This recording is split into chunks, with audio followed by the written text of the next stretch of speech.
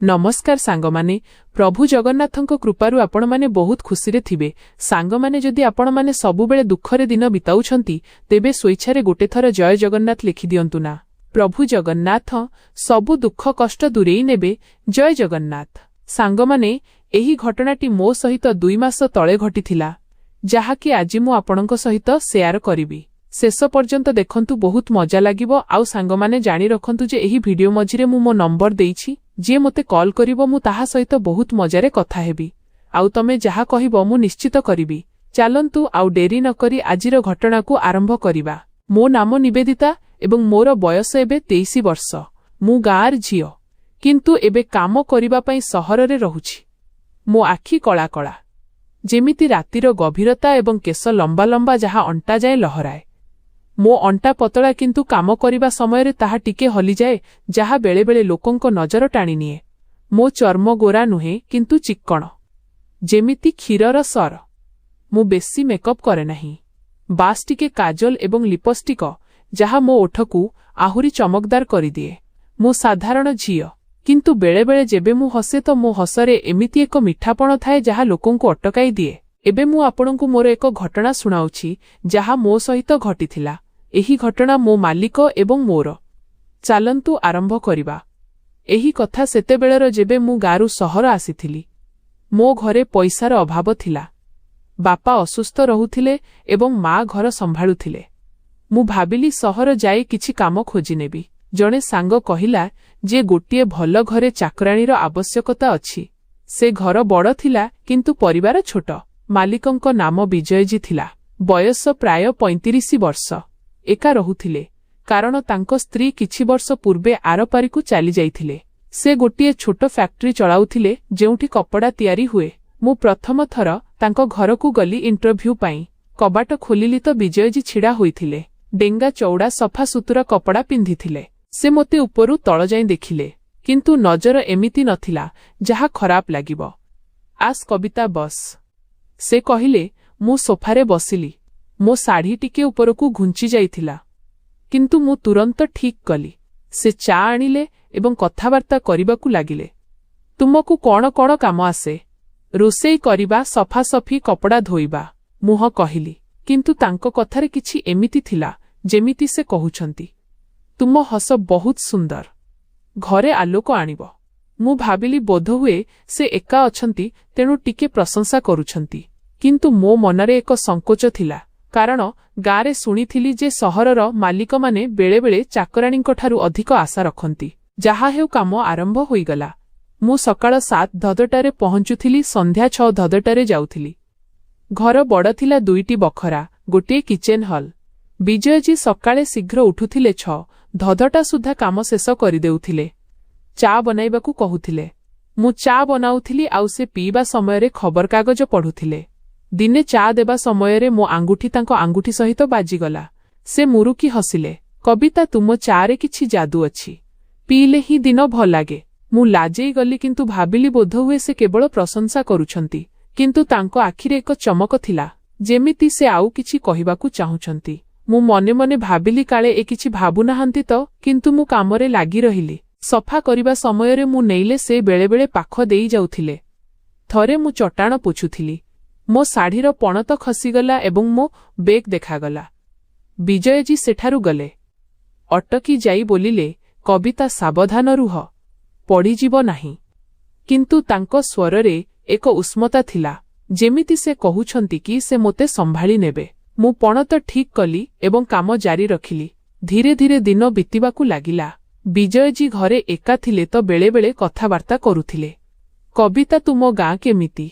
सेठाकार लोके केमिति? मु कहुथिली, आउ से शुणुथिले। एक संध्यारे मु रुटी करुथिली। सेकु आसिले। कविता, तुम रुटी एते गोल काहिंकी हुए, जेमिति जहन्न परी? मु हसिली, छि अभ्यास जोगु। किंतु तांको नजर मो हाथ उपरे थिला, जहा अटारे बोळा होइथिला। से बोलिले, तुम हाथ नरम लागुछि एते काम करिबा परे मध्य। मु भाबिली ए कोन कहुछंती, काले ए इशारा नुहे तो, किंतु मु एड़ाई देली। आज्ञा, मु क्रीम लगाए। से हसिले एवं चालीगले। रातिरे घरकू जिबा समयरे मु भाबे विजयजी भल लोक, किंतु तांको कथारे किछि लुचि रहिछि। ବୋଧହୁଏ ସେ ମୋତେ ପସନ୍ଦ କରନ୍ତି କିନ୍ତୁ କୁହନ୍ତି ନାହିଁ, କିମ୍ବା ବୋଧହୁଏ ମୁଁ ବେଶୀ ଭାବୁଛି। ଦିନେ ବିଜୟଜୀ କହିଲେ, କବିତା, ଆଜି ଫ୍ୟାକ୍ଟ୍ରିରୁ ଶୀଘ୍ର ଚାଲିଆସିବି, କିଛି ସ୍ପେଶାଲ ବନାଇବ। ମୁଁ ଭାବିଲି ସ୍ପେଶାଲ କାଳେ ଆଜି କିଛି ହେବାର ନାହିଁ ତ। ମୁଁ ଚିକେନ ବନାଇଲି, ଯାହା ତାଙ୍କୁ ପସନ୍ଦ ଥିଲା। ସେ ଆସିଲେ, ଗାଧୋଇକି ଆସିଲେ, ତଉଲିଆ ଗୁଡ଼ାଇ ହୋଇ। ମୁଁ ଖାଇବା ବାଢ଼ୁଥିଲି। ସେ ବୋଲିଲେ, କବିତା, ତୁମ ବାସ୍ନା ବହୁତ ଭଲ, ଯେମିତି ଫୁଲ ପରି। ମୁଁ ଚମକି ପଡ଼ିଲି, କାରଣ ମୁଁ କୌଣସି ପରଫ୍ୟୁମ୍ ଲଗାଇ ନଥିଲି। ବୋଧହୁଏ ରୋଷେଇ ଘରର ବାସ୍ନା, କିନ୍ତୁ ତାଙ୍କ ଆଖି ମୋ ମୁହଁ ଉପରେ ଅଟକି ରହିଥିଲା। ଆମେ ଖାଇଲୁ, ସେ ପ୍ରଶଂସା କରୁଥିଲେ। ଏ ଚିକେନ ଏତେ ଜୁସି ଅଛି, ଯେମିତି ଯାହା ହେଉ ବହୁତ ଭଲ। ମୁଁ ଭାବିଲି ଜୁସି, କିନ୍ତୁ ମୁଁ ଚୁପ୍ ରହିଲି। ଖାଇବା ଶେଷ ହେବା ପରେ ସେ ବୋଲିଲେ, କବିତା, କିଛି ସମୟ ବସ୍, କଥା ହେବା। ମୁଁ ବସିଲି, ଛାତି ଧଡ଼ଧଡ଼ ହେଉଥିଲା। ସେ ବୋଲିଲେ, ତୁମେ ଏଠାରେ ଏକା ଅଛ, କୌଣସି ବୟଫ୍ରେଣ୍ଡ ଅଛି? ମୁଁ ନା କହିଲି। ସେ ମୁରୁକି ହସିଲେ। ଆଚ୍ଛା, ତ ମୁଁ ତୁମକୁ ଶିଖାଇ ପାରିବି କିଛି ଜିନିଷ। ମୁଁ ଡରିଗଲି, ଶିଖାଇ ପାରିବି କ'ଣ? କିନ୍ତୁ ସେ ବୋଲିଲେ, ଯେମିତି ବହି ପଢ଼ିବା, କାରଣ ମୁଁ ଦେଖୁଛି ତୁମର ଆଗ୍ରହ ଅଛି। ଓହୋ, ତ ସେ ବହି କଥା କହୁଥିଲେ। ମୁଁ ଶାନ୍ତିର ନିଶ୍ୱାସ ନେଲି, କିନ୍ତୁ ମନରେ ସସ୍ପେନ୍ସ ଥିଲା। କାଳେ ଆଗକୁ କିଛି ହୋଇ ନ ଯାଏ। ଦିନ ବିତି ଚାଲିଲା ଏବଂ ବିଜୟଜୀଙ୍କ କଥା ବଢ଼ିବାରେ ଲାଗିଲା। ଥରେ ମୁଁ ବାସନ ମାଜୁଥିଲି, ପାଣିର ଧାର ମୋ ହାତ ଉପରେ ପଡ଼ୁଥିଲା। ସେ ଆସିଲେ। କବିତା, ପାଣି ସହ ଖେଳୁଛ? ଲାଗୁଛି ତୁମକୁ ଓଦା ହେବା ପସନ୍ଦ। ମୁଁ ଚମକି ପଡ଼ିଲି, ଓଦା ହେବା? ଏହାର ମାନେ କ'ଣ? କିନ୍ତୁ ସେ ହସିଲେ। ମାନେ ବର୍ଷାରେ ଗାଧୋଇବା। ଓହ, ତ ସେ ପାଗ କଥା କହୁଥିଲେ। କିନ୍ତୁ ତାଙ୍କ ହସରେ କିଛି ଦୁଷ୍ଟାମି ଥିଲା। ମୁଁ ଭାବିଲି, ଏ ଜାଣିଶୁଣି କରୁଛନ୍ତି ବୋଧହୁଏ। ମୁଁ କାମ କରୁଥିଲି, କିନ୍ତୁ ଏବେ ମୁଁ ବି ଟିକେ ଖେଳିବାକୁ ଲାଗିଲି। ଦିନେ ମୁଁ କହିଲି, ଆଜ୍ଞା, ଆପଣଙ୍କ ସାର୍ଟ ଟାଇଟ୍ ଅଛି, ବଦଳାଇ ଦିଅନ୍ତୁ। ସେ ବୋଲିଲେ, କାହିଁକି, ତୁମକୁ ପସନ୍ଦ ନୁହେଁ? ମୁଁ ହସିଲି। ନା, ବସ୍ ଏମିତି ହିଁ। ପୁଣି ଏକ ସନ୍ଧ୍ୟା ହେଲା। ବିଜୟଜୀ କହିଲେ, କବିତା, ଆଜି ଘରେ କିଛି କାମ ଅଛି, ରହିଯାଅ କିଛି ସମୟ। ମୁଁ ରହିଲି। ସେ ବୋଲିଲେ, ମୁଁ ତୁମକୁ ମସାଜ ଶିଖାଉଛି, କାରଣ ତୁମ କାମ ଅଧିକ ଅଛି, ଥକି ଯାଉଥିବ। ମୋ ମନରେ ଖିଆଲ ଆସିଲା, କାଳେ ଏ, କିନ୍ତୁ ସେ ବୋଲିଲେ, ଗୋଟିଏ ବହିରେ ପଢ଼ିଛି। ଆମେ ହଲ୍ରେ ବସିଲୁ। ସେ ମୋ ଗୋଡ଼ ପାଖରେ ବସିଲେ, କିନ୍ତୁ ଛୁଇଁଲେ ନାହିଁ। ବାସ୍ ବତାଉଥିଲେ କେମିତି କରିବା। କିନ୍ତୁ ତାଙ୍କ ନିଶ୍ୱାସ ଜୋରରେ ଚାଲୁଥିଲା, ଆଉ ମୋର ମଧ୍ୟ। ମୁଁ ଭାବୁଥିଲି ଏବେ କ'ଣ ହେବ, କିନ୍ତୁ କିଛି ହେଲା ନାହିଁ। ସେ ଉଠିଲେ, ଏବେ ତୁମେ ନିଜ ଉପରେ ଟ୍ରାଏ କର। ମୁଁ ଘରକୁ ଗଲି, କିନ୍ତୁ ରାତି ସାରା ଭାବୁଥିଲି, ବିଜୟଜୀ କ'ଣ ଚାହୁଁଛନ୍ତି? ବୋଧହୁଏ ସେ ମୋତେ ପରୀକ୍ଷା କରୁଛନ୍ତି। ଧୀରେ ଧୀରେ ଆମ କଥାବାର୍ତ୍ତା ଗଭୀର ହେବାକୁ ଲାଗିଲା। ବିଜୟଜୀ ନିଜ ସ୍ତ୍ରୀଙ୍କ ବିଷୟରେ। ସେ ବହୁତ ଭଲ ଥିଲେ, କିନ୍ତୁ ଚାଲିଗଲେ। ଏବେ ଘର ଶୂନ୍ୟ ଲାଗୁଛି। ମୁଁ କହିଲି, ଆଜ୍ଞା, ସମୟ ଲାଗିବ। ସେ ବୋଲିଲେ, ତୁମ ଉପସ୍ଥିତିରେ ଘର ପୂରା ଲାଗୁଛି, ଯେମିତି କେହି ସାଥୀ ମୋ ମନରେ ପୁଣି ପ୍ରଶ୍ନ। କିନ୍ତୁ ମୁଁ କହିଲି, ଆଜ୍ଞା, ମୁଁ ତ ଚାକରାଣୀ। ସେ ହସିଲେ, ନା, ତୁମେ ସାଙ୍ଗ ପରି।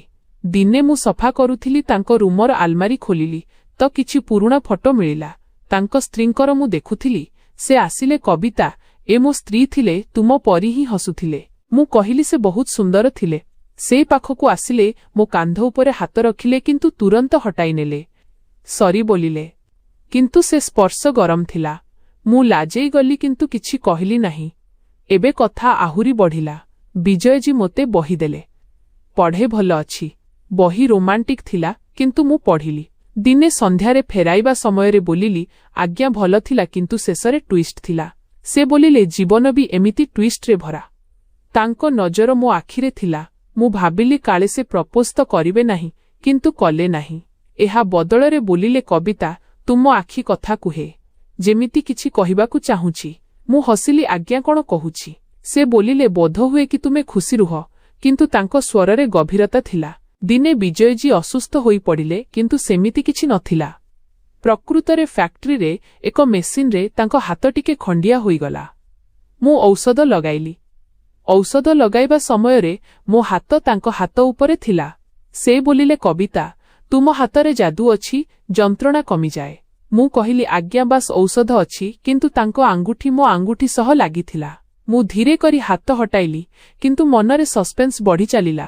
କାଳେ ଆଜି ରାତିରେ କିଛି କହିଦେବେ, କିନ୍ତୁ ନା। ପୁଣି ସମୟ ବିତିଲା। ମୁଁ ଲକ୍ଷ୍ୟ କଲି ଯେ ବିଜୟଜୀ ମୋତେ ଦେଖନ୍ତି ଯେବେ ମୁଁ କାମ କରେ। ଥରେ ମୁଁ ବାଳ ବାନ୍ଧୁଥିଲି। ମୋ ବେକ୍ ଖୋଲା ଥିଲା। ସେ ବୋଲିଲେ, କବିତା, ତୁମ ବେକରେ ଯାଇ ଅଛି, ଯେମିତି କୌଣସି ରହସ୍ୟ। ମୁଁ ଚମକି ପଡ଼ିଲି। ଯାଇ? ସେ କେମିତି ଦେଖିଲେ? କିନ୍ତୁ ହସିଲି, ଆଜ୍ଞା, ପିଲାଦିନରୁ ଅଛି। ସେ ବୋଲିଲେ ରହସ୍ୟ ଭଲ ହୋଇଥାଏ ଖୋଲିବାରେ ମଜା ଅଛି ରହସ୍ୟ ଖୋଲିବା ମୁଁ ଏଡ଼ାଇ ଦେଲି। ଏବେ କାହାଣୀ ଟିକେ ଆଗକୁ ବଢ଼ୁଛି। 1 ମାସ ବିତିଗଲା ବିଜୟଜୀ କହିଲେ କବିତା ତୁମକୁ ଶାଢ଼ୀ ଭଲ ମାନେ କିନ୍ତୁ କେବେ ସୁଟ୍ ଟ୍ରାଏ କର। ମୁଁ କହିଲି ଆଜ୍ଞା କାହିଁକି? ସେ ବୋଲିଲେ ବାସ୍ ବଦଳାଇବା ଭଲ ଲାଗେ ନୂଆ ଜିନିଷ ଦେଖିବାରେ। ନୂଆ ଜିନିଷ ମୁଁ ଭାବୁଥିଲି। ପୁଣି ଦିନେ ମୁଁ ସୁଟ୍ ପିନ୍ଧିକି ଗଲି। ସେ ଦେଖିକି ବୋଲିଲେ ବାହ କବିତା ତୁମେ ଆହୁରି ବି ମାନେ ଭଲ ଲାଗୁଛ। ତାଙ୍କ ଆଖି ଚମକି ଉଠୁଥିଲା। ଆମେ ଚା ପିଉଥିଲୁ। ସେ ବୋଲିଲେ ତୁମ ଅଣ୍ଟାରେ ଘଣ୍ଟି ବାନ୍ଧ ଶବ୍ଦ ଭଲ ଆସିବ। ଘଣ୍ଟି ଯେମିତି ନାଚିବା ବାଲି କିନ୍ତୁ ସେ ବୋଲିଲେ ନା ବାସ୍ ଘରେ ଜଣାପଡ଼ିବ ତୁମେ କେଉଁଠି ଅଛ। ଓହୋ କିନ୍ତୁ ସସ୍ପେନ୍ସ ରହିଲା। ଧୀରେ ଧୀରେ ମୁଁ ବି ଖୋଲିବାକୁ ଲାଗିଲି। ମୁଁ କହୁଥିଲି ମୋ କାହାଣୀ ଗାଁର ସାଙ୍ଗମାନଙ୍କର। ବିଜୟଜୀ ଶୁଣୁଥିଲେ ଏବଂ କହୁଥିଲେ କବିତା ତୁମ ସ୍ୱରରେ ସଙ୍ଗୀତ ଅଛି। ଶୁଣି ରହିବାକୁ ଇଚ୍ଛା ହେଉଛି କଣ କିନ୍ତୁ କିଛି ନୁହେଁ। ଦିନେ ସନ୍ଧ୍ୟାରେ ଆମେ ବାଲକୋନିରେ ଛିଡ଼ା ହୋଇଥିଲୁ। ପବନ ବହୁଥିଲା ମୋ ବାଳ ଉଡୁଥିଲା। ସେ ବୋଲିଲେ କବିତା ତୁମ ବାଳ ଛୁଇଁବାକୁ ମନ ହେଉଛି ଯେମିତି ରେଶମ ଛୁଇଁବାକୁ ମନ। ମୋ ଛାତିର ସ୍ପନ୍ଦନ ବଢ଼ିଗଲା। ମୁଁ କହିଲି ଆଜ୍ଞା ଛୁଅନ୍ତୁ ନାହିଁ। ସେ ହସିଲେ ଛୁଇଁବି ନାହିଁ ବାସ୍ କହୁଛି। କିନ୍ତୁ ସେ ପାଖକୁ ଆସିଲେ କିନ୍ତୁ ଅଟକି ଗଲେ। ସସ୍ପେନ୍ସ ପିକରେ ଥିଲା। ପୁଣି ଦିନେ ବିଜୟଜୀ କହିଲେ କବିତା ଆଜି ରାତି ରହିଯାଅ କାରଣ କାଲି ସକାଳେ ଶୀଘ୍ର କାମ ଅଛି। ରାତି ରହିବା। ମୋ ମନରେ ହଜାରେ ଖିଆଲ କାଳେ କିନ୍ତୁ ସେ ବୋଲିଲେ ଗେଷ୍ଟ ରୁମ୍ରେ ଶୋଇଯିବ। ମୁଁ ରହିଲି। ରାତିରେ ମୁଁ ଶୋଇପାରିଲି ନାହିଁ କଣ ହେବ କିନ୍ତୁ କିଛି ହେଲା ନାହିଁ। ସକାଳେ ସେ ବୋଲିଲେ ଭଲ ନିଦ ହେଲା। ମୁହଁ କହିଲି କିନ୍ତୁ ତାଙ୍କ ହସରେ କିଛି ଥିଲା। ଏବେ କାହାଣୀ ଆହୁରି ଗଭୀର ହେଉଛି। ବିଜୟ ଜି ମୋତେ ପଇସା ଦେଲେ କବିତା ନୂଆ କପଡ଼ା କିଣିନିଅ। ମୁଁ କିଣିଲି ଯେବେ ପିନ୍ଧିଲି ସେ ବୋଲିଲେ ଫିଟିଂ ଭଲ ଅଛି ବଡ଼ିରେ ସୁଟ୍ କରୁଛି। ବଡ଼ି ଉପରେ ମୁଁ ହସିଲି। ପୁଣି କଥା ହେଉଥିଲା ସେ ନିଜ ଜୀବନର ରହସ୍ୟ। ମୁଁ ଏକା ଅଛି କିନ୍ତୁ ତୁମ ସହ କଥା ହୋଇ ଲାଗୁଛି କେହି ଅଛି। ମୁଁ କହିଲି ଆଜ୍ଞା ମୁଁ ଅଛି ନା। ସେ ବୋଲିଲେ ହଁ କିନ୍ତୁ କେତେ ଦିନ ମାନେ? ଦିନେ ମୁରେ ଥିଲି କିଛି ପଡ଼ିଗଲା ମୁଁ ନେଇଲି। ସେ ଆସିଲେ କବିତା ମୁଁ ଉଠାଇ ଦେବି କିନ୍ତୁ ତାଙ୍କ ନଜର ମୋ ପିଠି ଉପରେ ଥିଲା। ମୁଁ କହିଲି ନା ମୁଁ କିନ୍ତୁ ସେ ସାହାଯ୍ୟ କରିବାକୁ ଲାଗିଲେ। ଆମ ହାତ ପୁଣି ଛୁଇଁଲା। ସେ ବୋଲିଲେ ତୁମ ସ୍କିନ୍ ସଫ୍ଟ ଅଛି। ସଫ୍ଟ? ମୁଁ ଲାଜେଇ ଗଲି। ସମୟ ବିତିଗଲା। ମାସ ହୋଇଗଲା। ବିଜୟଜୀଙ୍କ କଥା ଏବେ ଆହୁରି ଇଣ୍ଟିମେଟ୍ ଲାଗିଲା। କବିତା ତୁମ ଫିଗର ଭଲ ଅଛି। ଏକ୍ସରସାଇଜ କରୁ କି? ଫିଗର? ମୁଁ କହିଲି ଆଜ୍ଞା କାମରୁ ହୋଇଯାଏ। ସେ ବୋଲିଲେ ହଁ କିନ୍ତୁ ମୁଁ ତୁମକୁ ଜିମ୍ ଜଏନ୍ କରାଇଦେବି। କିନ୍ତୁ ମୁଁ ମନା କଲି। ସସ୍ପେନ୍ସ ରହିଲା କେବେ କିଛି ହେବ। ପୁଣି ଏକ ଟର୍ଣ୍ଣିଂ ପଏଣ୍ଟ ଆସିଲା। ବିଜୟଜୀ କହିଲେ କବିତା ମୁଁ ତୁମକୁ କିଛି କହିବାକୁ ଚାହୁଁଛି। ମୋ ଛାତିର ସ୍ପନ୍ଦନ ଅଟକିଗଲା। ଏବେ କଣ? ସେ ବୋଲିଲେ ତୁମେ ମୋ ପରି କିନ୍ତୁ ମୁଁ ଅପେକ୍ଷା କରି ରହିଲି। ସେ ବୋଲିଲେ ମୁଁ ଚାହୁଁଛି କି ତୁମେ ମୋ ଭଉଣୀ ପରି ବନ। ଭଉଣୀ? ମୁଁ ଚମକି ପଡ଼ିଲି। ଆଜ୍ଞା? ସେ ବୋଲିଲେ ହଁ ମୋର କେହି ଭଉଣୀ ନାହାନ୍ତି କିନ୍ତୁ ତୁମକୁ ଦେଖି ଲାଗୁଛି ମୁଁ ତୁମର ବାହାଘର କରାଇବି ଭଲ ପୁଅ ସହିତ। ଓହୋ ତ ଏଇଆ ଥିଲା କିନ୍ତୁ କାହାଣୀ ଏଇଠି ଅଟକିଲାଣି। ସେ ବୋଲିଲେ ମୁଁ ତୁମକୁ ଟେଷ୍ଟ କରୁଥିଲି ଦେଖିଲି କି ତୁମେ କେତେ ସଚ୍ଚୋଟ। ତୁମେ କେବେ ଭୁଲ ବାଟକୁ ଗଲନି। ମୁଁ ହସିଲି କିନ୍ତୁ ମନରେ ଶାନ୍ତି ଥିଲା କିନ୍ତୁ ଟିକେ ଦୁଃଖ ବି କାରଣ ମୁଁ ବି ଟିକେ ପସନ୍ଦ କରିବାକୁ ଲାଗିଥିଲି। କିନ୍ତୁ ସେ ବୋଲିଲେ ନା ମୁଁ ତୁମକୁ ଝିଅ ପରି ମାନେ। ଏବେ ମୋ ସ୍ତ୍ରୀର ସ୍ମୃତିରେ ମୁଁ ଭାବିଲି କେହି ସାଥୀ ହେଉ କିନ୍ତୁ ତୁମେ ଦେଖାଇଲ ଯେ ବନ୍ଧୁତା କଣ। ପୁଣି କଣ? ବିଜୟଜୀ ମୋ ସାହାଯ୍ୟ କଲେ। ମୋ ଗାଁକୁ ପଇସା ପଠାଇଲେ। ବାପାଙ୍କ ଚିକିତ୍ସା କରାଇଲେ। ଆଉ ଗୋଟିଏ ଭଲ ପୁଅ ଖୋଜିଲେ ଯିଏ ମୋ ପରି ଥିଲା। ଗାଁର ବାହାଘର ହେଲା ଏବଂ ବିଜୟଜୀ ଭାଇ ପରି ଛିଡ଼ା ରହିଲେ। ଏବେ ମୁଁ ଖୁସି ଅଛି ଏବଂ ବିଜୟଜୀ ମଧ୍ୟ। ବେଳେବେଳେ ଦେଖା ହୁଏ। ସେ କୁହନ୍ତି କବିତା ତୁମେ ମୋ ଜୀବନ ବଦଳାଇ ଦେଲ। ତ ଏହା ଥିଲା ମୋ କାହାଣୀ କିନ୍ତୁ ସେମିତି ନୁହେଁ ଯେମିତି ଆପଣ ଭାବୁଥିବେ। ଏହା ଟିକେ ଅଲଗା, ଟିକେ ମଜାଦାର, ଟିକେ ରହସ୍ୟମୟୀ, ଟିକେ ମସଲାଦାର ଲାଗିଲା ଆରମ୍ଭରେ କିନ୍ତୁ ଶେଷ ଭଲ। ଲୋକେ ଭାବୁଥିଲେ କିଛି ହେବ କିନ୍ତୁ ହେଲା କିଛି ଅଲଗା। ଆଉ ଭଲୋକ ଦେଖନ୍ତି ଯେ ଏହା ବନ୍ଧୁତାର କାହାଣୀ। ସବୁ ଖୁସି। ବନ୍ଧୁଗଣ ଯଦି ଆପଣଙ୍କୁ ଏହି କାହାଣୀ ଭଲ ଲାଗିଲା ତେବେ ଚ୍ୟାନେଲକୁ ସବସ୍କ୍ରାଇବ୍ କରନ୍ତୁ, ସେୟାର କରନ୍ତୁ ଏବଂ ଭିଡିଓକୁ ଲାଇକ୍ କରନ୍ତୁ, ସେୟାର କରନ୍ତୁ।